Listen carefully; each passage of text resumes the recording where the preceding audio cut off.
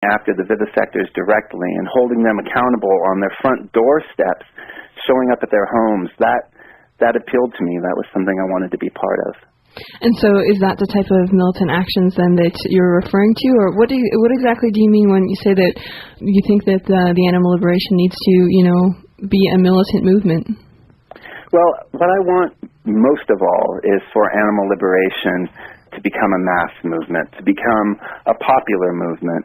But I think alongside of that, we can have a militant portion of the movement, a group that is uncompromising, that is unwilling to stop until it accomplishes its goals on behalf of the animals. The militant actions that I've taken part in over the years have included sabotaging a whale hunt, and that was something that a campaign that I was on right before the Stop Huntington Animal Cruelty campaign.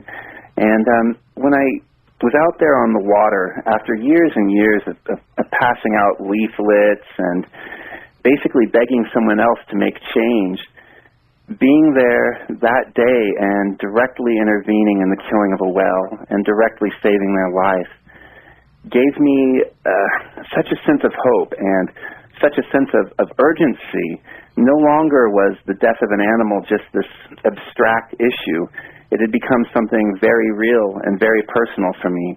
And so when I talk about militancy, I suppose that's what I mean, is the direct intervention in the suffering and death of animals. And I think that's what the Shack campaign has been all about. It's just at every step of the way along the process of enslaving and killing these animals, trying to interfere, trying to make it impossible for these people to continue.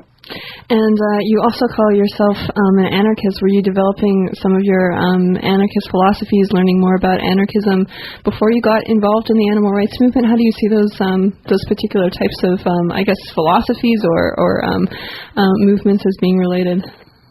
Well, it's interesting. I actually, I tell people a lot of times that I've been an anarchist since birth. Yeah. Basically, growing up, I realized at a very young age that my interactions with people who saw me as an equal or were willing to deal with me as an equal were always good. I was always happy to interact with them and to deal with them. But from a very early age, my interactions with authority figures didn't go so well. My sister is disabled. And so I began seeing the way that authority figures, people in a position of power, treated her. And it always upset me. And I always felt like, there has to be a better way than this. As I started getting older, about the time that I was 14, I began becoming interested in feminism. And my sister sort of was one of the people who inspired that in me. And the early feminists who I was reading were all anarchists, Voltairine de Cleyre, Emma Goldman. And so through that process of reading anarchists, I actually became an animal liberationist because one early anarchist named Élisée Reclus was a vegetarian, and he had written an essay called On the Kinship of Humans and Fauna. And it just really touched me and made me see that as one species amongst literally millions on this planet, we're not the only ones with rights. It's interesting. You had mentioned to me on the phone that there's quite a historical connection between the anarchist movement and vegetarianism. Can you tell us more about that? Absolutely. Élisée Reclus wasn't the only vegetarian anarchist back in the 1800s. There's actually several members of the Paris Commune and other groups at that time who had stopped eating animals. And that carried on in anarchist tradition well into the early 1900s, which is the period that most people are a little more familiar with. Pacifist anarchists such as Eamon Hennessy practiced vegetarianism. In Japan, the feminist movement over there, which was very inspired by the anarchist movement in the United States, was largely vegetarian. And as I started looking back through history a bit and reading more and more of these anarchist texts from around the world, I started finding this reverence for animals. And I think that's largely because once a person starts challenging hierarchy, once a person starts challenging the vertical structuring of society, all of this arbitrary hierarchy comes out. You start realizing that it's not just about erasing the line between, say, the hierarchy of men over women or whites over blacks, but you start seeing that there's all these other hierarchies, such as humanity over wilderness and over animals. And it's just logical to remove those lines and to have a more horizontal structuring of society. There's so many misunderstandings about what anarchism is out there, and there's a lot of different definitions. How do you respond to people's concerns about anarchism that, there's quotes all over the internet about supposedly how you said, or people will say, Josh Harper is calling for the end of civilization, and it terrifies people. And can you just respond to some of the concerns that people have and the knee-jerk reactions against anarchist thought? I certainly can. Anarchism is unfortunately very often associated with chaos or disorder, but that doesn't have a whole lot to do with anarchy. Anarchy is a state of voluntary cooperation and non-coercion.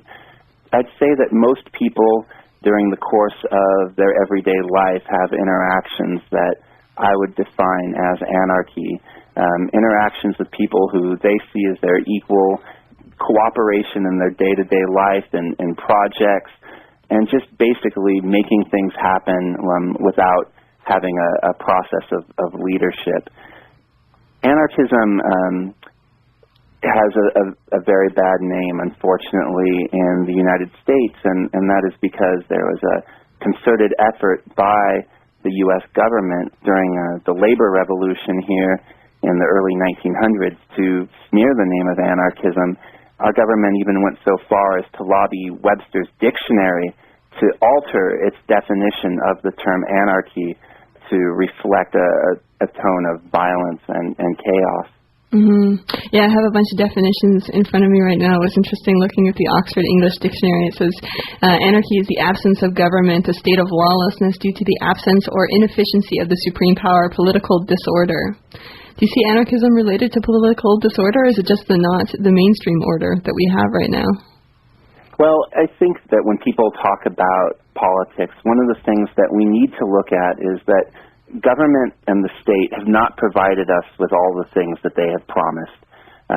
One of the reasons that people always call for government and support its existence is they say that it makes us safer and that it prevents violence in society. Well, clearly that hasn't been the case, and in fact, many anarchists argue that the existence of the state and the existence of government almost always causes a much greater violence. Every being on this planet has some scope of power. They can affect the beings, in their immediate vicinity, and so their power doesn't extend very far. But when you're talking about a government, governments hoard so much power, and they're able to focus and centralize their power to such a great degree that their circle of power can affect now the entire planet. Governments have armies, and governments have nuclear weapons. Anarchists want a society where power is less severe, I suppose you could say, and less centralized, and where a person's scope of power can only cause so much harm before they're stopped. Right now, we have these institutions with such massive scopes of power that they can literally blow up the entire world. Mm-hmm. Yeah, I think that, one of the misconceptions around anarchism is the exact opposite of what you've been talking about, and it's this sort of rampant violence, that goes unchecked in society if anarchism took over. Well, it's interesting because after traveling around the United States and doing a lot of the speaking tours that I've done, I've been in areas that were really, really remote and spoken to people there. And I remember one time asking a group of kids I was staying with in Texas, I said, how's law enforcement around here? Do you guys deal with a lot of repression? And they said, actually, I think the nearest sheriff is about 2 hours away. and yet things hadn't devolved into a state